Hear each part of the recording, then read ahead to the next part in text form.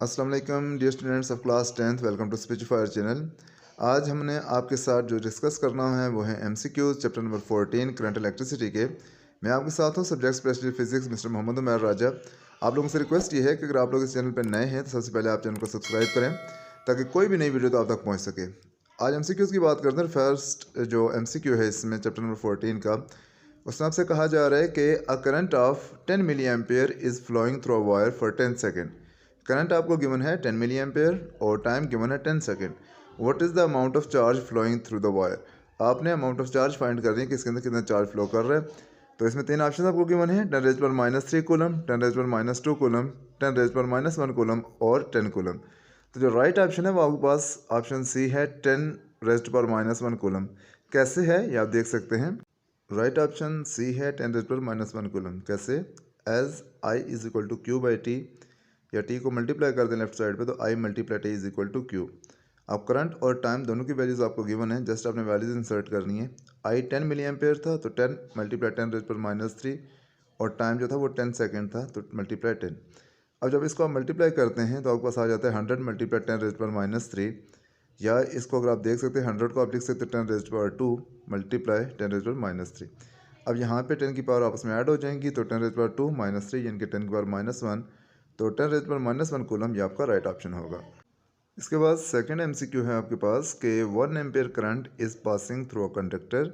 एक कंडक्टर है जिसके अंदर से करंट पास कर रहा है 1 ampere. How many electrons pass through it's any cross sectional area in 1 second. Time आपको गिवन है 1 सेकेंड, करंट आपको गिवन है 1 एम्पेयर। आपसे कहा जा रहा है कि कितने इलेक्ट्रॉन्स पास करेंगे 1 सेकेंड में इस कंडक्टर में से जिसमें जो करंट फ्लो कर रहा है वो 1 एम्पेयर है। तो चार ऑप्शन आपको गिवन है। ए 1.6 मल्टीप्लाई 10⁻19 इलेक्ट्रॉन्स, सेकंड है 6.25 मल्टीप्लाई 10⁻19 इलेक्ट्रॉन, थर्ड है 1 इलेक्ट्रॉन एंड डी जो है वो है 6.25 मल्टीप्लाई 10⁻18 इलेक्ट्रॉन्स। तो जो इसका राइट ऑप्शन है वो डी है, 6.25 मल्टीप्लाई 10⁻18 इलेक्ट्रॉन्स। कैसे है ये आप देख सकेंगे यहाँ पे कि राइट ऑप्शन जो है वो डी है, 6.25 मल्टीप्लाई 10⁻18 इलेक्ट्रॉन्स। इसको हम स्टार्ट करते हैं। पहले हम चार्ज फाइंड कर लेते हैं, टोटल चार्ज उसके अंदर फ्लो कर रहा है। तो Q is equal to I multiply T, ये फार्मूला आप यूज़ कर चुके हैं पिछले एमसीक्यू में। यहाँ पे वैल्यूज पुट करेंगे। Current I equal to 1 ampere और टाइम जब वो 1 सेकेंड है तो मल्टीप्लाई करेंगे तो आपके पास चार्ज आ जाएगा 1 कूलम। ठीक है। अब इस चार्ज को यूज़ करते हुए आपने नंबर ऑफ इलेक्ट्रॉन्स फाइंड करने हैं। उसके लिए फार्मूला आपके पास होता है Q is equal to N E. अब Q जो है वो टोटल चार्ज है, N नंबर ऑफ इलेक्ट्रॉन्स है और E जो है वो चार्ज ऑफ एन इलेक्ट्रॉन, एक इलेक्ट्रॉन का चार्ज E है। इसको आप अरेंज करके N के लिए बना लेते हैं formula, N is equal to Q by E. Q आपके पास 1 कूलम था, 1 लिख दिया, और E जो होता है आपके पास चार्ज ऑफ एन इलेक्ट्रॉन, ये कांस्टेंट वैल्यू आपने याद रखनी होती है 1.6 मल्टीप्लाई 10⁻19। जब इसको आप डिवाइड कर देते हो तो कैलकुलेटर से तो आपके पास आंसर आ जाता है 6.25 मल्टीप्लाई 10⁻18। एन की वैल्यू जो है वो 6.25 मल्टीप्लाई 10⁻18 यानी कि इतने इलेक्ट्रॉन पास करेंगे 1 सेकेंड में उस कंडक्टर में से जिसके अंदर करंट फ्लो कर रहा है 1 कूलम। अच्छा, इसके बाद बात करते हैं एमसीक्यू नंबर 3 की, और इसमें आपसे कहा जा रहा है कि if voltage applied on the bulb is doubled then its power become. जब वोल्टेज अप्लाई आपने की हुई है अगर वो डबल कर दें तो इसकी पावर कितनी हो जाएगी बल्ब की? डबल हो जाएगी, हाफ हो जाएगी, 4 टाइम्स हो जाएगी या 1/4 हो जाएगी। तो जिसको राइट ऑप्शन है वो सी है, 4 टाइम्स। देखेंगे आप कि किस तरह से है ये।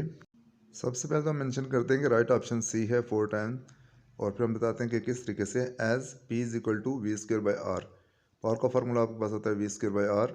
ठीक है। इसमें अब क्या कहा जा रहा है कि वोल्टेज डबल कर दी गई है, यानी कि जो नई वोल्टेज वी डैश है वो 2V के इक्वल है, यानी पहले वाली वोल्टेज के डबल है 2V। वी डैश हमने इसको कह दिया है, और इस टाइम पे पावर क्या होगी उसको हमने पी डैश कह दी है और वो हमने फाइंड करनी है। अच्छा, हम लिखते हैं फार्मूला। नाउ पी डैश के लिए फार्मूला लिखा जा रहा है कि P dash is equal to V dash के डिवाइड बाई आर। वही फार्मूला है, सिर्फ डैश के साथ हमने रिप्लेस कर दिया, यानी कि नई पावर और नई वोल्टेज।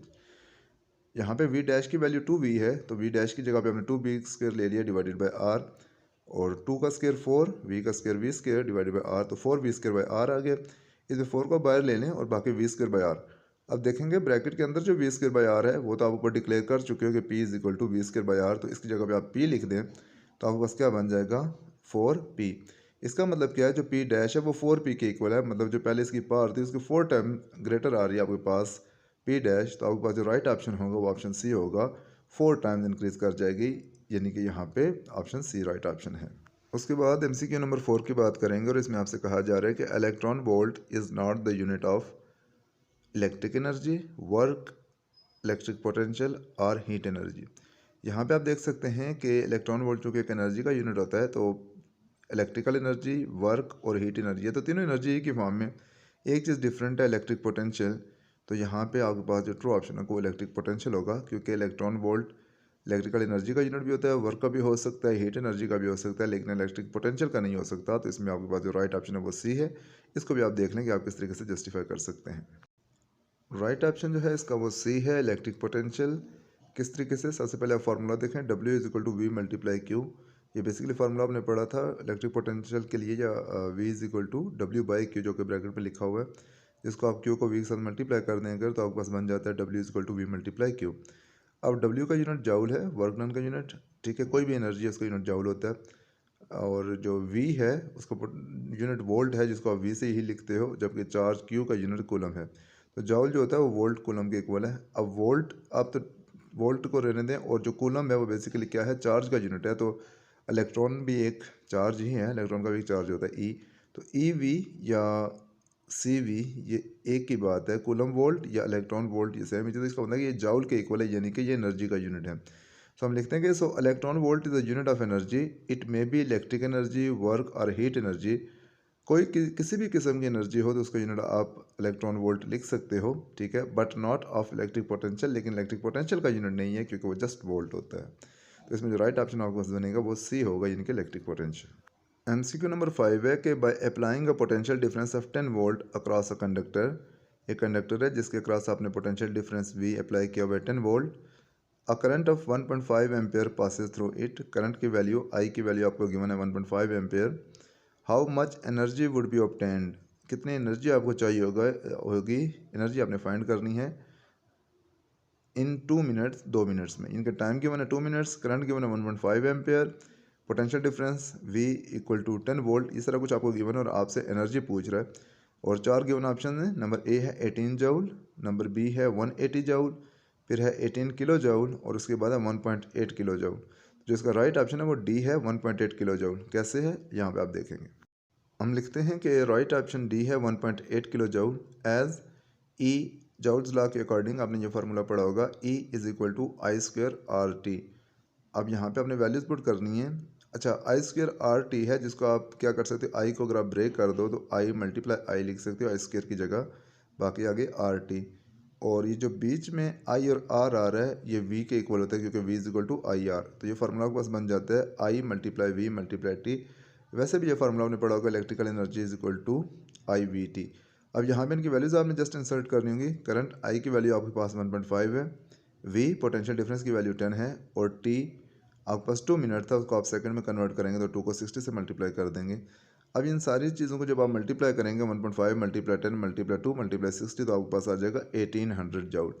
और इसको अगर आप साइंटिफिक नोटेशन में लिखना चाहें तो 1.8 मल्टीप्लाई 10 रेज़ पावर 3 जूल, और 10 की पावर 3 को आप किलो लिख सकते हैं, तो आपके पास जो राइट ऑप्शन बन जाएगा वो 1.8 किलो जूल। तो इट मीन्स कि इसका डी ऑप्शन जो है 1.8 किलो जूल ये राइट ऑप्शन है आपके पास।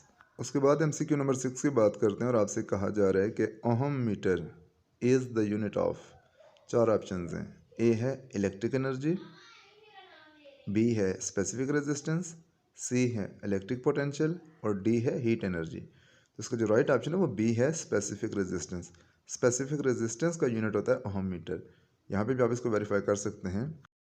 लिखते हैं हम कि राइट ऑप्शन बी है स्पेसिफिक रेजिस्टेंस। किस तरीके से, यहाँ पे आप देखेंगे फार्मूला रेजिस्टेंस का आपको पता है कि resistance R is equal to rho, यानी कि specific resistance multiply L length of the conductor divide by A cross sectional area of the conductor, R is equal to rho L by A. इसको आप arrange कर लेंगे रो के लिए, इनके specific resistance के लिए, तो क्या होगा, ए जो है वो आर से मल्टीप्लाई हो जाएगा और जो लेंथ है वो डिवाइड हो जाएगी। तो रो का फार्मूला बन जाएगा R multiply A divided by L equal to rho. यहाँ पे आपने इनके यूनिट्स पुट कर देने। आर का यूनिट होता है ओहम, ए एरिया का यूनिट होता है मीटर स्क्वायर, और डिवाइड बाई लेंथ है, लेंथ का यूनिट होता है मीटर। तो यहाँ पे आपके पास मीटर स्क्वायर में से 1 मीटर 1 एम जो है वो निचले वाले एम से कट जाएगा डिनोमिनेटर में, तो सिंपल मीटर रह जाएगा और साथ ओहम रह जाएगा। तो यूँ आपके पास बन जाएगा ohm metre equal to rho, यानी कि रो का यूनिट जो है वो आपके पास ओहम मीटर आ जाएगा। तो इसलिए आपके पास जो राइट ऑप्शन है वो बी है स्पेसिफिक रेजिस्टेंस।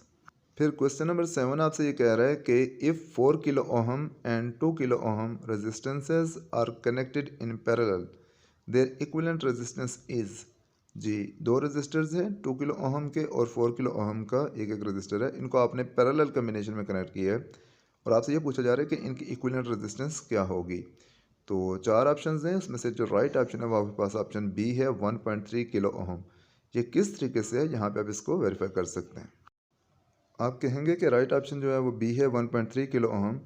और कैसे है, यहाँ पे आप इसका फार्मूला अप्लाई करेंगे। जब रेजिस्टेंस पैरेलल में कनेक्टेड रहते हैं तो इक्विवेलेंट रेजिस्टेंस फाइंड करने का फार्मूला होता है 1/R equivalent equal to 1/R1 plus 1/R2। यानी कि जितने भी रेजिस्टर होंगे उनके रेसिप्रोकल्स को आप ऐड कर देंगे, लेकिन यहाँ पे दो ही रेजिस्टेंस। यहाँ पे आपने इनकी वैल्यूज़ पुट कर देनी है। R1 4 था, 4 किलो ओहम था, और R2 जो था वो 2 किलो ओहम था। इनको जब हमने इसका एलसीएम लिया 4 आया, फिर ऊपर 1 + 2 यानी कि 3/4। अब ये 3/4 जो वैल्यू आ रही है वो 1/R इक्विवेलेंट की है।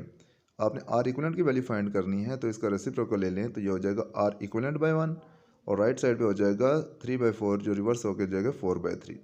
अब R इक्विवेलेंट बाय 1 तो R इक्विवेलेंट ही होगा, लेकिन 4/3 को जब आप डिवाइड करेंगे तो आपके पास आ जाएगा 1.3 और साथ इसका यूनिट लगा देंगे किलो ओहम। तो राइट ऑप्शन आपके पास जो वो बी है, यानी कि 1.3 किलो ओहम। उसके बाद बात करेंगे एमसीक्यू नंबर 8 की, और इसमें कहा जा रहा है आपसे कि if current through a fixed resistance is doubled then energy dissipation is. कि करंट को अगर डबल कर दिया जाए तो उसके अंदर एनर्जी डिसिपेशन, उसके ऊपर क्या फ़र्क पड़ेगा, क्या वो भी डबल हो जाएगी या हाफ हो जाएगी या 4 टाइम्स हो जाएगी या 1/4 हो जाएगी। तो राइट ऑप्शन आपके पास सी है 4 टाइम्स। ये किस तरीके से है, यहाँ पे आप देखेंगे कि हम लिखते हैं कि राइट ऑप्शन सी है 4 times as E is equal to I²RT। अब यहाँ पे कहा जा रहा है कि करंट को डबल कर दिया जाएगा, यानी कि नया करंट जो I डैश है वो 2I के इक्वल होगा, डबल कर दिया गया। पुराने करंट को 2 से मल्टीप्लाई कर दिया, यानी कि डबल कर दिया गया I डैश नया करंट। तो ज़ाहिर है जो एनर्जी डिसिपेशन है वो भी चेंज हो जाएगी, उसको हमने E डैश से रिप्रेजेंट किया। तो E डैश हमने फाइंड करनी। आगे हम फार्मूला लिखते हैं वही ऊपर वाला E is equal to I²RT, लेकिन डैश के साथ। तो E dash is equal to I dash square multiply RT। Values आप पुट कर देंगे। I डैश की जगह आप लिख देंगे 2I, बाकी आगे और 2I का स्क्वायर हो जाएगा, आगे R मल्टीप्लाई T। अब ये जो स्क्वायर है ये 2 का भी और I का भी है, तो क्या बन जाएगा E dash equal to 4I² और साथ आगे RT था। आपने 4 को ब्रैकेट से बाहर लिख दिया, बाकी को ब्रैकेट के अंदर ले गए हो मल्टीप्लाई में, तो 4 मल्टीप्लाई I² RT। अब I² RT तो आपने ऊपर एनर्जी को डिक्लेयर किया हुआ है E को, तो यहाँ पे ब्रैकेट के अंदर जो I² RT है इसकी जगह पे आप E रिप्लेस कर देंगे, तो आपके पास क्या बन जाएगा कि E dash is equal to 4E। यानी कि ये जो नई एनर्जी डिसिपेशन E होगी, ठीक है, in the form of heat, ये 4 टाइम्स इंक्रीज कर जाएगी, यानी कि 4E के इक्वल होगी। तो इस तरीके से आपके पास जो राइट ऑप्शन बनता है वो ऑप्शन सी है 4 टाइम्स। ओके जी, एमसीक्यू नंबर 9 की बात कर लेते हैं, और इसमें कहा जा रहा है कि fuse is connected in series with dash. किस वायर के साथ फ्यूज़ को कनेक्ट किया जाता है, लाइव वायर के साथ, अर्थ वायर के साथ, न्यूट्रल वायर के साथ या शंट वायर के साथ। तो इसका जो राइट ऑप्शन है वो है लाइव वायर। अब लाइव वायर क्यों है, क्योंकि ज़ाहिर करंट लाइव वायर में से जा रहा होता है, तो उसी के लाइव वायर के साथ हम सीरीज़ में फ्यूज़ को कनेक्ट करते हैं, ताकि अगर उस लाइव वायर में करंट की अमाउंट एक्सीड कर जाए, बढ़ जाए किसी भी वजह से, जो अप्लाइंसेस को डैमेज कर सकता है, तो इससे पहले कि वो अप्लाइंसेस तक पहुंचे वो फ्यूज़ को मेल्ट कर दे, फ्यूज़ को बर्न कर दे। तो इस वजह से लाइव वायर के साथ फ्यूज़ लगाया जाता है, जिनके ऑप्शन राइट जो है, ऑप्शन ए जो है वो राइट ऑप्शन है, लाइव वायर। और 10 की अगर हम बात करें तो 10 में क्या कह रहा है कि with increase in temperature of thermistors its resistance increases, decreases, remain same, में इंक्रीज और डिक्रीज। तो इसका जो राइट ऑप्शन है वो है डिक्रीजेज, क्योंकि नॉर्मल कंडक्टर और रेजिस्टर्स में यही फ़र्क होता है कि नॉर्मल कंडक्टर्स की रेजिस्टेंस टेम्परेचर के साथ बढ़ती है, जबकि थर्मिस्टर्स जो होते हैं उनकी रेजिस्टेंस टेम्परेचर के बढ़ाने से कम होती है। क्यों कम होती है, बेसिकली क्या होता है कि जो थर्मिस्टर होते हैं वो सेमी कंडक्टर होते हैं, जब उसको हीटअप किया जाता है, टेम्परेचर दिया जाता है, तो उसके बहुत सारे बाउंडेड इलेक्ट्रॉन भी फ्री हो जाते हैं, यानी कि जो कि कंडक्शन में आपको हेल्प करते हैं। तो जब फ्री इलेक्ट्रॉन्स की अवेलेबिलिटी हो जाएगी तो आपके पास जो रेजिस्टेंस है उसकी कम हो जाएगी, यानी कि वो कंडक्टर बन जाएगा या कंडक्टर के बिहेवियर को अपना लेगा। तो इसमें से ऑप्शन बी जो है वो राइट ऑप्शन है कि इसकी रेजिस्टेंस जो वो डिक्रीज़ करेगी with increase in temperature. So option B is the right option.